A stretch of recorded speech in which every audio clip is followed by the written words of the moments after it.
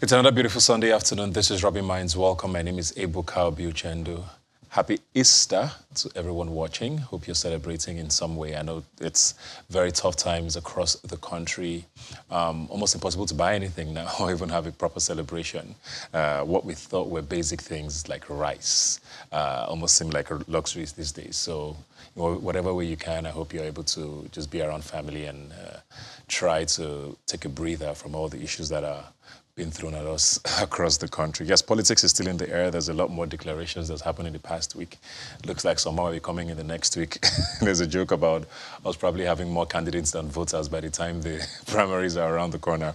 But hey, that's what democracy is all about. So we're looking forward to all of that as they come. But this show today, we're going to be starting off with something that caught the attention of the entire country and even the continent to an extent. You know, domestic violence has been a front burner topic for quite a while now, but we did hear news about the death of a gospel singer who was very loved by a lot of people. But the stories that have come out after her passing away has gripped the nation's attention, and we're going to be talking about domestic violence and what we just can do in situations where we find ourselves. I have here with me Betty Abba, who's the founder, executive director, See Hope Nigeria, and a women and children's rights advocate. Thanks for being here today. And of course, Titilayo Vaivo Adeni, executive secretary of the Lagos State Domestic and Sexual Violence Agency. Thanks for coming. So, of course, our condolences to Osinachi's family. Everybody knows what happened there, and we've seen so many write-ups and narratives. Even her family have spoken up. But I think the one narrative that everybody is trying to understand, which keeps coming up, is why is it so hard to leave? And when is it time to leave? It seems like that's what people have been trying to understand. For someone who's so successful in her career, why domestically was it hard for her to take that step? Oh, thank you so much. I would say that it's also very well known, the stigma that's attached to divorce, separation, and people taking a walk out of marriage. And for someone like her, who was in a very sensitive position, so to say, because Nigeria is an extremely religious country, and she was a fantastic singer, she was well known. So I guess that she was not able to reconcile the fact of her being a divorced person and being a Christian musician. There was also the prospect, the possibility that she was going to lose many of her clients, so to say, because if she were known to be a divorcee, many people that invite her for conferences would not have done that, would not go ahead to continue inviting her. So I guess that must have been one of the reasons, and is the reason why so many thousands, if not millions of people are still in hellish marriages and relationships, because they're very conscious of societal stigma, religious sentiment. I guess that was what happened. And also, why people stay, apart from the religious sentiment, is insecurity. People are so afraid of the next step. If I leave, how are my children going to fare? How am I going to cope? Because, of course, we always say that poverty wears the face of a woman. Majority of the people that are impoverished in the country are women. Majority of the people suffering domestic violence are women. So how do they take the next step? What is the mechanism, the supportive mechanism on ground to support women that are walking away? I run a shelter, for instance, and right now, as we're discussing just before the program started, we are filled to brim because people are a few people, so to say, comparatively, are walking out of violent relationships and then walking into shelters. But how many shelters do we have in Nigeria? In Canada, we have over 400 shelters. Canada with 37 million people. Nigeria, over 200 million. We don't have up to 20 functional shelters in Nigeria. Majority of them are in Lagos, and majority are filled as we speak, even the Lagos State Government Agency is trying their best. But the supportive mechanism, the support system is actually not there. Let me come to you now, Cecilia, because you work with an agency of government that's trying to do some good work in this space. And from what she says, it's also something that's bugged me a lot, because a lot of people have talked about society, stigma, religion. There are so many layers to why she probably couldn't leave and why most people don't. So that support system seems to be the recurring conversation. Is it a societal support? Is it government? Is it policy? What is it that we should be doing? Thank you. Thank you so much. I think it's everything. It's the society, it's government, it's policy, it's access to justice. Society, the family. So a daughter tells her mom that she's experiencing violence. What's the response of the mother? Is it stay there, marriage should be endured? You don't have a room in your father's house. What is your response? And then government, of course. Government is there to protect lives and property. Ensure that when a person is bold and courageous enough to speak up and speak out, there is a support system to help cushion the effect of the violence. So obviously, government has a very, very huge role to play in ensuring that survivors are able to speak out and then access justice. Yeah. And I think it's important that people are aware of support services that exist. A lot is going on. A lot of empowerment programs, for instance. In Lagos, we just recently launched the Domestic and Sexual Violence Trust Fund, where survivors can access grants. Perhaps they want to secure accommodation, because accommodation, as Mrs. Abba said, is very important. Somebody feels their life is threatened. Where do they go to? In the absence of us restraining the alleged abuser from coming to the house, alternative accommodation has to be provided. So that grant is supposed to provide for accommodation. We also have instances where, because of the stigma associated with the crime, we need to relocate families out, especially when it comes to sexual violence, child sexual abuse. That also can be catered for. Many people suffer serious medical conditions as a result of the violence.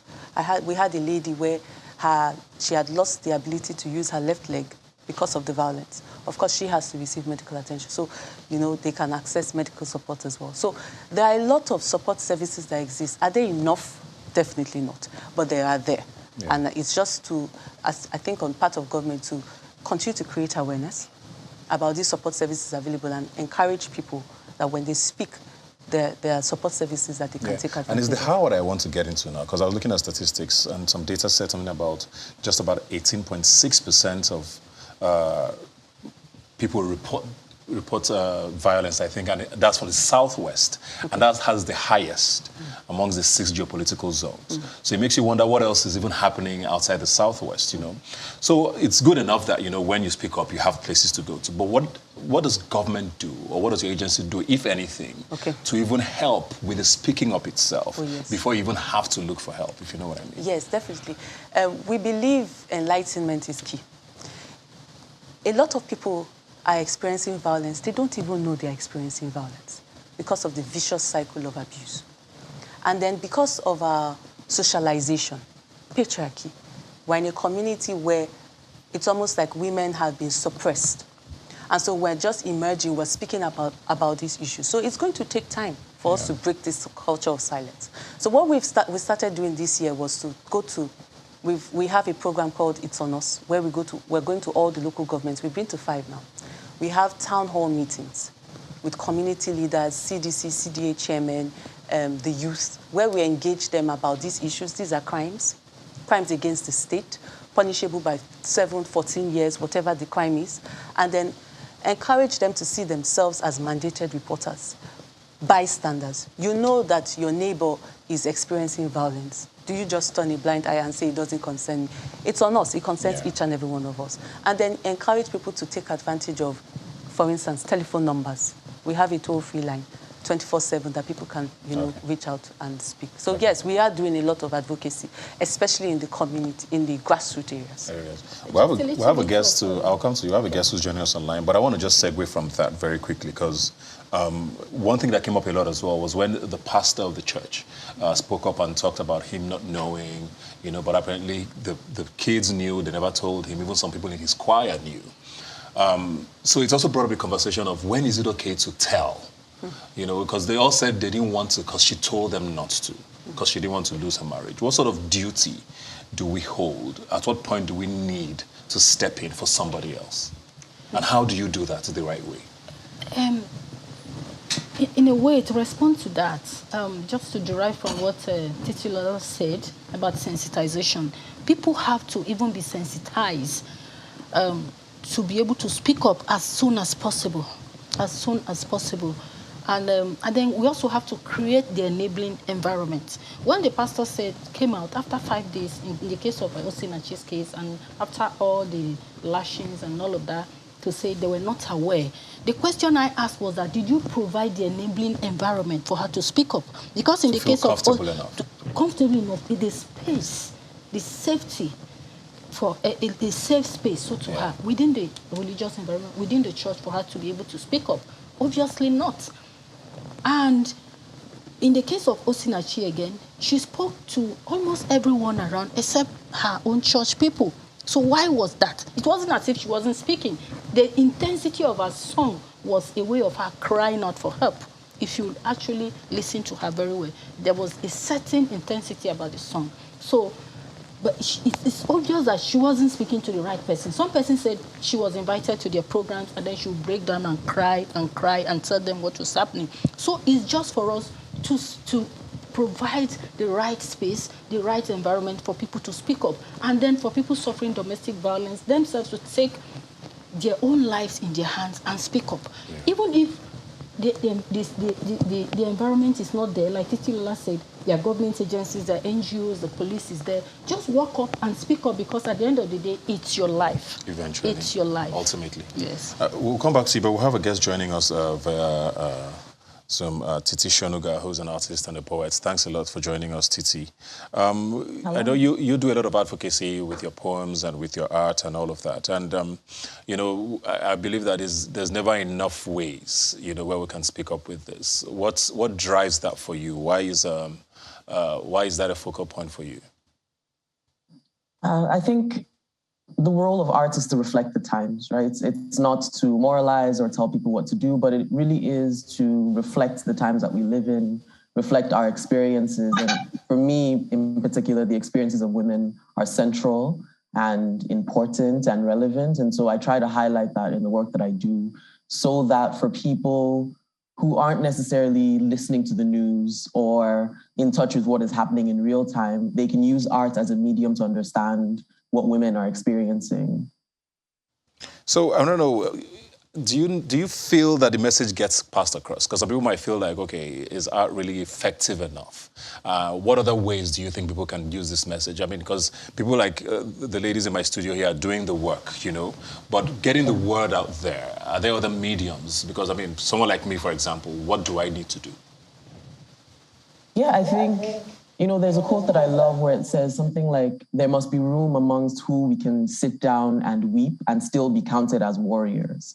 And so when a cause is as big as this, everybody needs to attack it from the place that they are in. So there are people on the ground who are doing the work at the level of advocacy and providing safe spaces for women to escape to when they need to. There are artists who are creating arts that speaks about all sorts of things, but specifically about the experiences of women. But there are also everyday people who have women in their lives, who have daughters, who have friends, who can step in their own small ways, who, when a woman comes to you and says, I'm experiencing something, it's a little off, maybe we haven't yet gotten to the point where it's physically violent, but confides in you, to probe a little deeper at the point where it's still, something verbal, because the dial gets turned on slowly. So I'd say wherever you are, in whatever avenues you occupy, in your workplace, in your homes, that's the place to be advocating from. And that too is a valuable part of the work that everybody is trying to do.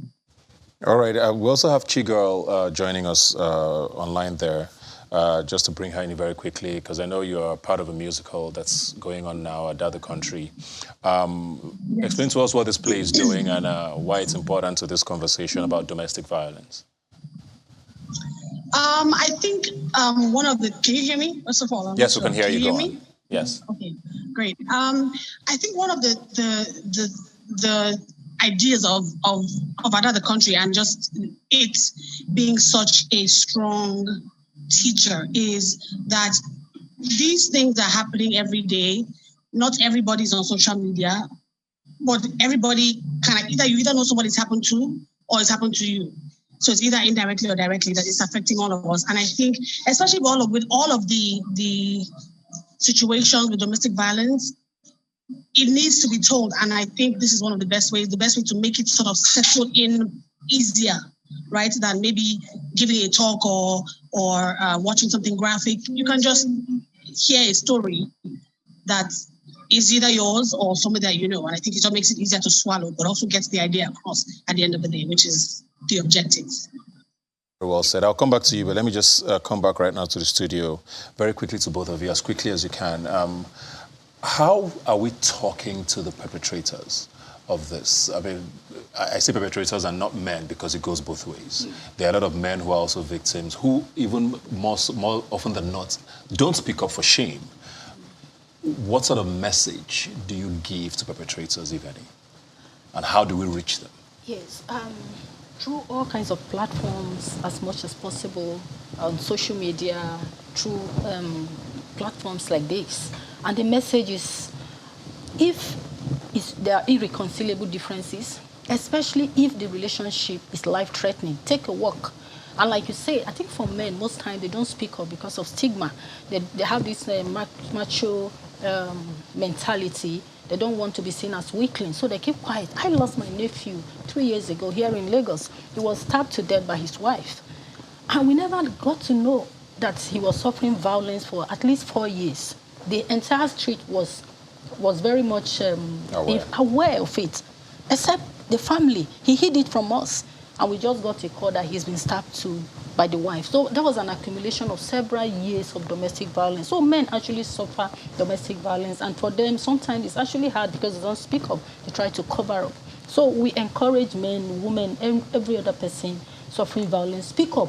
If the situation can be resolved, if it's beyond resolution, just move on with your life, because you actually had a life before you entered the marriage, and after the marriage, you will continue to have your life. The people you are conscious of that maybe they're going to stigmatize you, those people, when you die, they will not even have the time to attend your funeral.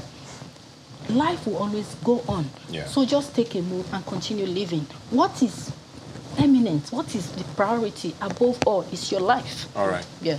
Chigol, if you're still there with us, very quickly, I know a lot of the message from your play is very woman-centric, but like we said here, perpetrators are also a big part of this conversation. What sort of feedback do you get from people who've seen the play and, lessons learned?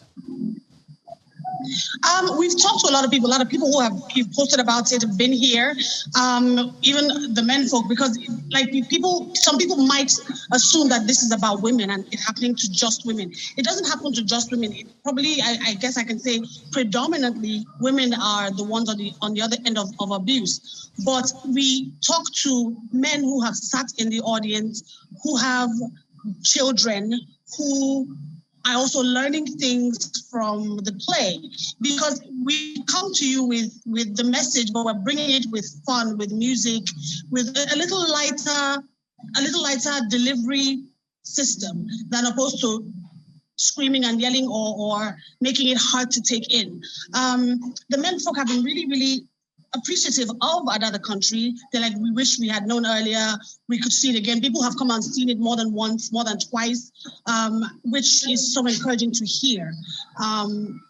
So that's kind of like sort of the kind of reception we've been getting, which has really been encouraging. So we're really grateful for that. We're really grateful. Thank you very much, Chioma Chigolo-Merua. Thank you very much, Titi Shonuga, Titilayo Vaivo Adeni, and Betty Abba. I mean, this conversation, like I said at the start, 20 minutes is never enough for it, but we just have to keep talking about this. Hopefully we can have you guys back and keep fighting the fight. Thank you very much. We'll take a quick break and we'll be right back. Please don't go away. All right, welcome back. If you're just joining us, we're switching our conversations now to talk art. And I have a special guest here in the building, Reggie Kumalo, a South African artist who's in Nigeria for some good work. Yeah. To tell us what he's doing. How are you doing? I'm good, yourself, man. Welcome to Lagos. Awesome. You speak up a lot with regards to black women. Yeah. With your art. What was the attraction? Why that? I think for me,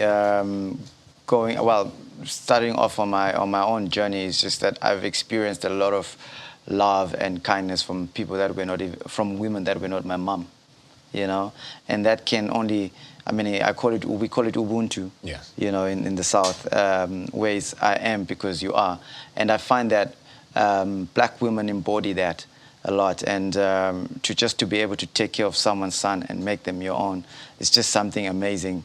And I mean, I look at myself now, I don't think I would have made it without that kind of support and love from a stranger who becomes, you know, someone. And during my trip, so I did a motorbike trip across from Cape Town all the way to Egypt. And as I traveled across, the one thing that was quite evident for me was this Ubuntu in women, you know, like how they...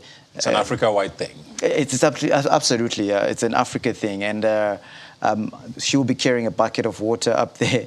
She's got a baby at the back. She's carrying something, another bottle of water this side. And, you know, and she gets home, she's going to cook, she's going to wash.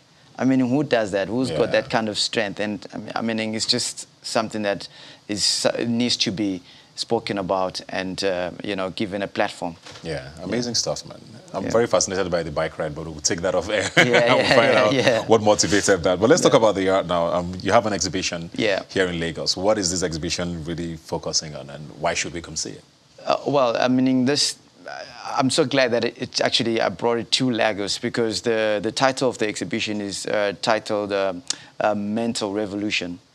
You know, I'm basically trying to ask the viewer of these pieces to say, are you doing enough first for yourself? Where is your mentality? How are you thinking?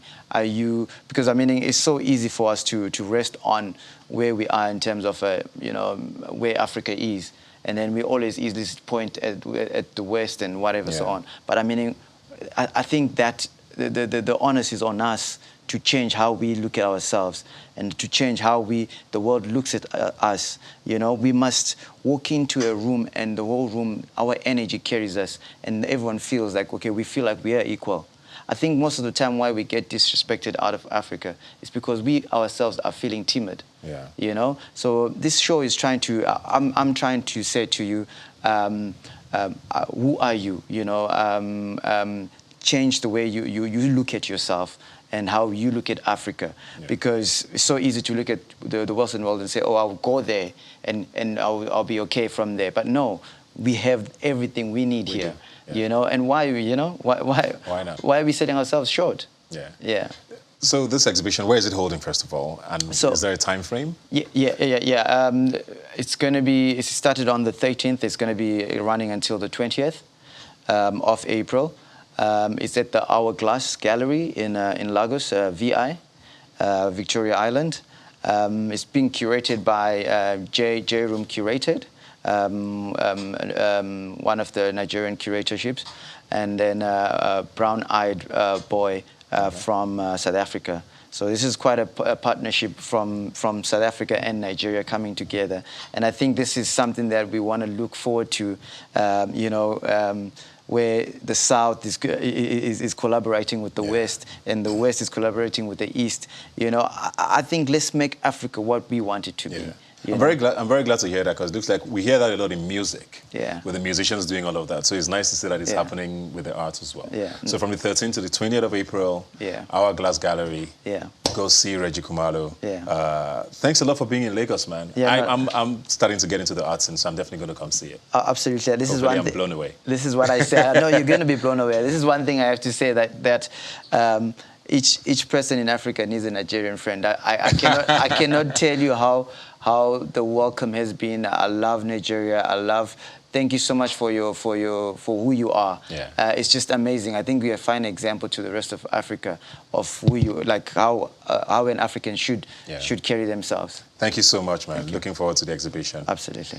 Thank you. All right, we'll take a break now, and we'll be right back. Please stay with us. Happy Easter from Channels Television.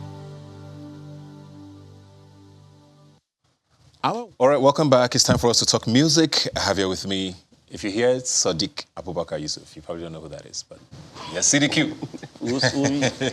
CDQ is from, where's the name from? I don't know if I've asked that before. Apparently, Banky W gave me that name. Okay. It was like back in the days when you purchase a CD in the market and the music in the CD is good, they'll say the CD is quality, so CDQ means CD quality. Oh, really? So before you met Banky, you didn't have a music name? What were you going to be called? I bear my name Sadiq then, okay. or SDQ. The Banky was like, yo, I listened to your music through Mastercraft. I mean, bro, I must say, even despite the fact that you do indigenous rap and all that, I can actually relate to what you're saying. Yeah, so it's like, yo, you do quality music and that's it. Nice, very good. I want to get right into it, man, because, I mean, you have been in the news in the last couple of days. Okay. You know, Rick Ross was in the country. There was a tweet from a couple of rap artists talking about the fact that he came to Nigeria and there was no rap act on stage. And you had exactly what to say in response. So what do you want me to say now? So you almost sounded like you agreed with them not being on stage, that it was not, they didn't have to be there. No, apparently I said... that they were not working hard enough, or they haven't done enough to be on stage? No. I think I saw the tweet when someone said Rick Ross was in Nigeria. I mean, Rick Ross was in Nigeria, and so unfortunately they didn't invite rappers to the event. And I'd be like, for a second, I thought maybe, am I doing jazz music or am I an R&B singer or what? Am I not a rapper? Because you were there. Because I was there. Yeah, that's it. Then, on the other hand, I was like, okay, I'm sure they actually invited a lot of people, but they probably asking for too much than what the event organizers that brought across to Nigeria can offer them. So that's why I said, okay, maybe that's just it. I didn't actually contradict anybody's opinion. No. But you went into this talk about, there's not enough respect for indigenous rap. You guys need to up your game. You said things along those lines. Yeah, apparently, if I have to be straight with you, I would say there's a way, I mean, like you being an indigenous rapper in Nigeria is quite hard. I mean, maybe, should I say, in front of all these other so-called this thing, for them to accept that you're a rapper, you're not just an indigenous rapper, because a lot of hip-hop in Nigeria that actually blew out here, if indigenous artists now, and they trust me, it's not going nowhere. Because there's this adage in Yoruba that says, "Ile Latin question that charity begins at home." Yeah. You get. I mean, I'm a BSc holder in economics, so I know about market target. Before I started rapping in Yoruba, definitely I've done my research. I know Nigeria is still like, we still have more of the unskilled people than the skilled people out there. We still have more masses that are not actually really doing fine when you talk about like English and all that, than the ones that actually speak English in our population, whether we like it or not. So, and I embrace the culture. You get, so that's it. So I feel like it's about time they start respecting the people they actually, I mean, should I say stigmatize or maybe like secluded as they look down on like indigenous rapper. You see when they're doing all this award also, they rather want to like appreciate or maybe give award to people that actually they think are rapping in English. And we call it our local award out here. And I'd be like, okay, I'd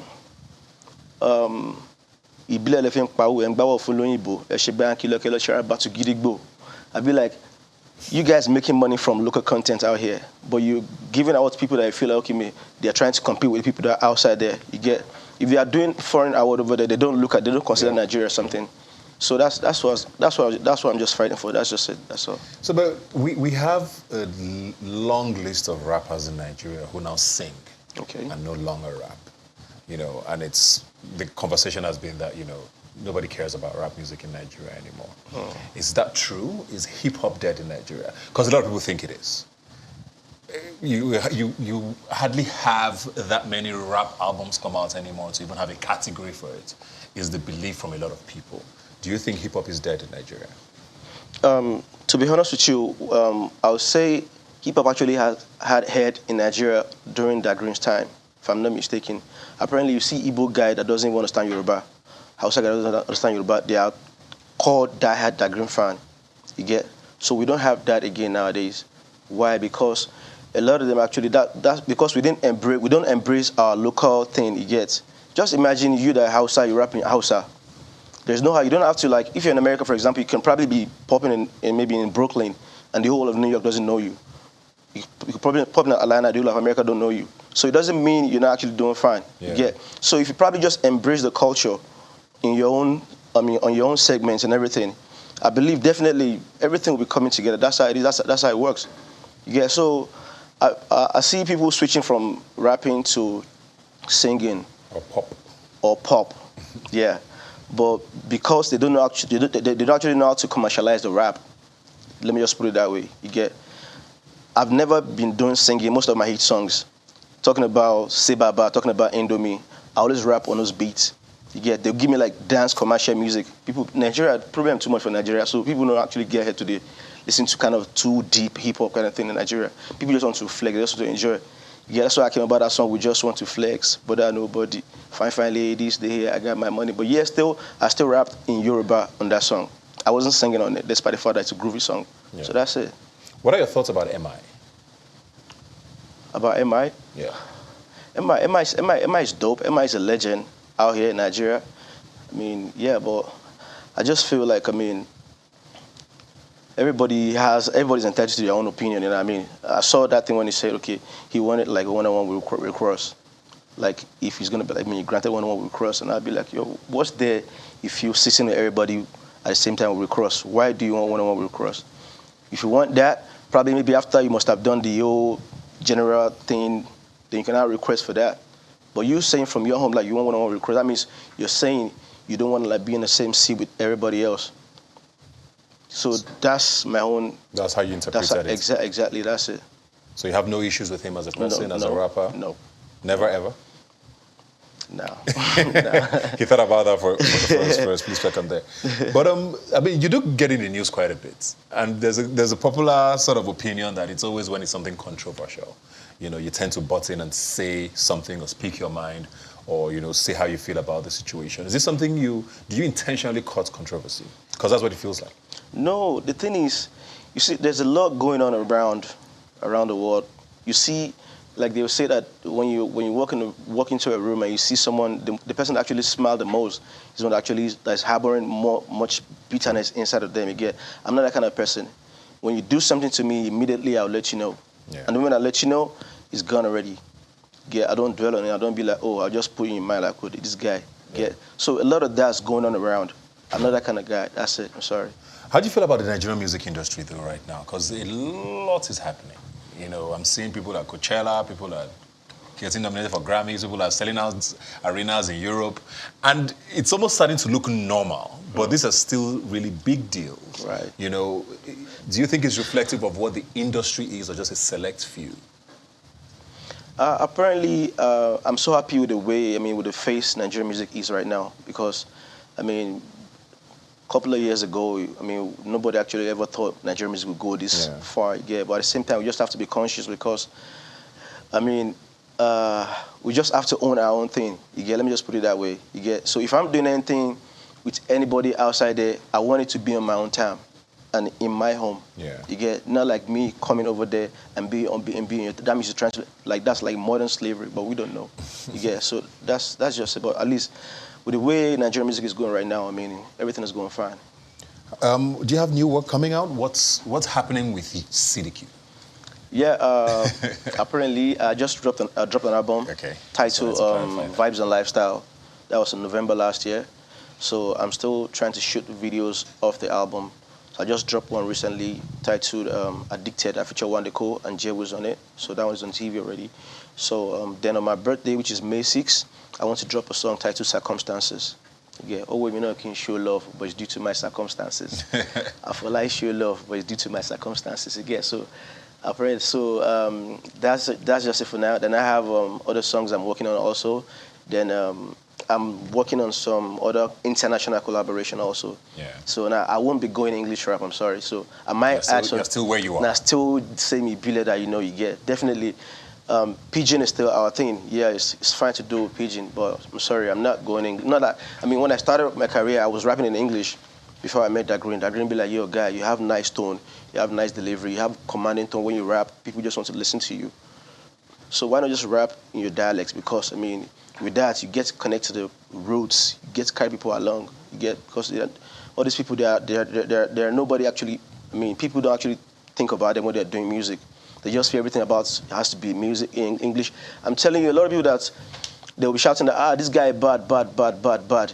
well, after you don't rap metaphors, punchline, and everything in English, tell them to come and rap those lines. I'm telling you, they won't be able to rap them. Something I'm getting from you now, it's almost like there's two hip-hop industries. It's almost what I'm getting from you now. Okay. There's an indigenous hip-hop industry. Okay. Where probably there's you, there's Reminisce, I want to believe, maybe Olamide, maybe Fino, you know, there's probably that. Okay. Is that what you're saying? And then there's the English guys who don't recognize or respect you guys. I will just put it, if you say that's the way it looks like, so I'll just say maybe that's... It looks like from what you've been saying. Yeah, maybe that's how they actually projected it, something, I don't know. Yeah. So you think there are two hip-hop industries? I think so, yeah. Why is that though? Shouldn't there be more collaboration? And are you guys even doing anything about it? Yeah, I mean, does it, you see, beef helps the last Hennessy Cypher, I mean, we've been watching Hennessy Cypher for a very long time, you get. So it's so unfortunate there was just the last edition that they actually added indigenous rapper, and that was me. They put on that list, and I'd be like, okay. I wasn't even expecting it because obviously we've been seeing it happening. It's always that like the guys are rapping English and everything, you get. So, but I'm sure when I hopped on the last edition, I'm sure they probably saw some changes, you get. So that's what I'm talking about. That's just because I'd be like, yo, you can't just disregard, I mean, the indigenous rappers because, yo, the impact it makes in this thing, I mean, it's remarkable. So definitely, that's I'm just fighting for what I feel is right. Yeah, that's just it. Finally, before we go, I mean, what's the ultimate goal for 2022 for you? Ultimate goal for 2022, I mean, COVID came and a lot of people, it took a lot of people away, but I'm still waking up and I mean, I'm still doing things, and I mean, so I just leave everything to God's hands, that's just it. So I don't know. I mean, man proposed, God disposed, so that's how I came about a song titled Could Have Been Worse. So, I mean, for me, still breathing, still being here, being able to have shelter over my head, clothes on my body, be able to eat, could have been worse. I feel blessed. Any collaborations with Rick Ross, maybe? Absolutely. Since you had an audience. Definitely, I would do on collab with Rick Ross, yeah. Rick Ross and some other American artists, yeah. So new music May 6th, you said? Yeah, May 6th, new music, yeah. Congratulations, I'm looking forward to that. And thanks a lot for being here Thank you today. very much. All the best. Yes, sir. We'll take a quick break and come back. Please stay with us. All right, welcome back. It's time for us to talk Easter, and with hopefully a bit of a laugh to it. I'm joined here now by a comedian of the Federal Republic of Nigeria, right? Yeah. CFR. Yes, CFR. Forever, I don't know. Very well, though. So I decided to bring you here because we have a personal issue, but we'll get to that. A little later. How are you doing, man? Very well. How's the comedy industry doing? Correct me if I'm wrong, but are there still as many stand-up shows happening as they used to be? Has comedy shifted in how you guys deliver to us now because of social media? I don't think that stand-up shows have reduced. It was just that COVID happened, so people were scared of coming out then. But this year, you are going to see like a lot of comedy shows. I'm already seeing flyers coming soon. It's just so the comedy shows are ever coming before Jesus, because Jesus is coming soon, but we are waiting. But I'm seeing everybody posting coming soon. So we're going to have a lot of comedy shows. I think from May, every Sunday in Lagos there will be a comedy show. Yeah. Yeah. Because I mean, Easter usually is very packed with a lot of the stand-up shows. It's Easter. Yeah. You know, it's usually a happy time typically, but we know what Nigeria is like right now. So things are rough, which is why, you know. So just to put this in context, earlier in the week we were just having fun on Twitter. People were talking about the fact that everybody seems to be running for president. Yeah. And I just tweeted that, when I become president, I will bank Pomo. And apparently, forever, you are the president of Pomo. President of what? Pomo Republic. The Pomo Republic, yeah. So but people think we're joking, but this is a serious country. We have a flag, and we're working on the national anthem. It's going to come out soon. I bring that up because, you know, we're talking about Easter, and someone was like, well, everything is expensive now, even chicken. You can't even eat beef. So Pomo seems to be the last resort now, and I'm trying to ban it, you know, jokingly. But, you know, is that really the reality of Nigerians now? Yeah, everything is practically expensive. So a friend went to buy sardine, and got there, they told him that sardine is 800. He said for fish and oil. So what the guy did was that he went to the normal market. I asked, how much is this Titus fish here? He said 600. He said, give me one for one. And bought one sachet of oil, 70 naira. Went to boil the fish, dip the fish inside oil. Is this not sardine? Big one, sir. Big fish inside oil, 670. The two small one inside can, they told me 800. So everything is now over the top, very expensive. So that's why we as the Pomo president, we're trying to make people understand that there's hope in the Pomo nation. Pomo is cheap. It's always there for you. Keeping it down, it's there for you. Has been there, as I've always had your back. And we help people to go through tough times. Pomo is there for you. That's what we do. We help people. But people like you are looking at us because we are there to help people. So I don't want to talk about that because I feel like there are plenty of people out there that are waiting to beat me because this Pomo matter is very, very deep. It's serious. Your tweet was the threat to our national security. But in a time like this now, what do people now look forward to? I mean, how do you go through a time like this, a holiday like this? You know, you're trying to take time off. Nigeria has plenty of problems, which is why comedy was always the escape for a lot of people. What do people do with a time like this? So I think that for the first, Nigerians are having hope. Because normally, a time like this, you're supposed to go and buy a ticket to see a show, but now you have to prioritize that I can love this life now, that place. So if I go and laugh this laugh now, when I come back home, will I still be laughing, not be crying? So they start prioritizing, do I need to? But nevertheless, the truth is that it can't get so bad that you will do without laughter. You must still find a way to laugh. So people are that's why I say a lot of people are just having hope. Yeah. They're just believing that things will get better. That's why I even asked about social media, because a lot of people now say, oh, the skit makers might be killing the stand-up industry. Because like you said, it's easy for me now to sit in my house. By the time I scroll through 3, 4, 5 profiles, I probably laughed for 30 minutes and I've had my comedy fix. Do I still need to go to a show? Yeah, you still need to go to a show because we all are comedians. It's just like saying that the doctor in charge of treating children will make the guy who is a dentist not have jobs. So there are different categories. So these skit makers, they are comedians. It's just that they do more of the stuff by acting. And some people see it as a threat to stand-up comedy, but I don't see that as a threat. I see it like they are actors. So Mr. Bean is an actor. He's not a threat to Kevin Hart. Yeah. So stand-up comedy is there to stay. Skits industry, there are comedians as well. They are there to stay. So, but everybody have their preferences. There are people who like stand-up comedy more than the skits. So, yeah. Well, we're celebrating Easter. A lot of people say that in holidays, especially Christmas, Easter, it looks like people have lost the idea of what the season is. People have even forgotten that Jesus resurrected today. We are seeing Happy Easter, we are seeing people going to a show, Yeah. And it just makes you wonder, how do we still maintain that message? I know you're not a religious, you're not necessarily here as a religious person, but is it not interesting that, that's what these seasons are now about? Chop rice, visit people, hang out, go to comedy clubs. According to somebody, it's the sakpa in the environment. So people are hustling, and the hustle has got to another level that the only thing that sort of have a meaning in Nigeria is money. Yeah. So, which is actually a very sad reality. So that's why most of these young guys are going into fraudulent ways to get money quickly, because to some extent, that's the only thing that seems to that gives people a reason to live. So holidays like this, people are wondering, what am I celebrating? So how can I make money with the death of Jesus? That's in their mind. I saw a tweet and someone said, Baba, I bet you go try to send me money. Or did Jesus dead pay me? Are you the one that died? Are you a family member? How can the dead pay you? But so because there's so much stress, there's so much hunger, so the only thing that seems to make sense right now is money. So everything is losing meaning. So far, it is, but once it's connected to money.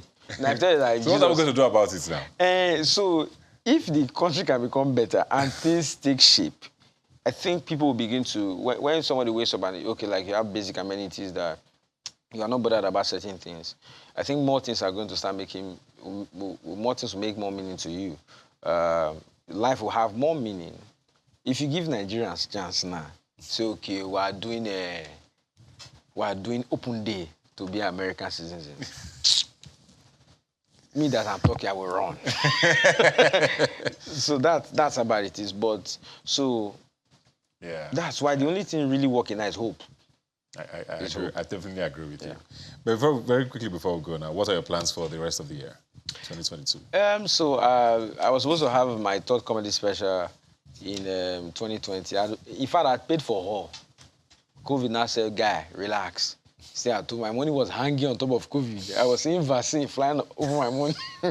So but I'm back this year. I'm doing Lagos. I'm doing Abuja. I'm doing Lagos on May 8th, doing Abuja July 17th. So hopefully we'll take this thing across the border. Yeah. But we'll come back. When I finish cracking joke, I'll come back. Do you share promo at your events? Yeah, so the one in May 8th, VIP premium ticket holders, will give them spiced pepper pomo, soft ones, the one that fold, the one that can pack stew. No, that's the real pomo. No pomo are in different sizes.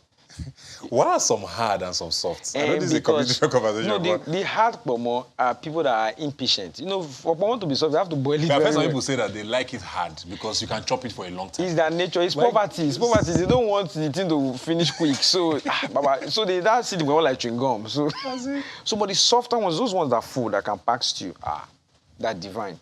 That you put your teeth, your cut, spam straight, soft ones. You can eat pomo with everything, stew, soup, everything. You can even eat pomo with mama. It's called moek bombs, you know. So there's a lot you can do with it. And we can learn a lot of life lessons from pomo as well. Like what? Like pomo has been there. People ridicule pomo, but yet it's still relevant. Because it's freaking leather. No, that's how you think. So you're looking down on pomo. So what you can learn from it, if you're watching this, you'll be like pomo. No matter how people look down on you, believe in yourself. That I can rise above those challenges. Thank you very much for being here today. Thank you for having me. And enjoy the rest of your Easter holiday. Thank you. You too. Like I always say, you can follow the conversation on Twitter. Please use the hashtag #RubbinMinds when you send us a message. I'll see you next Sunday.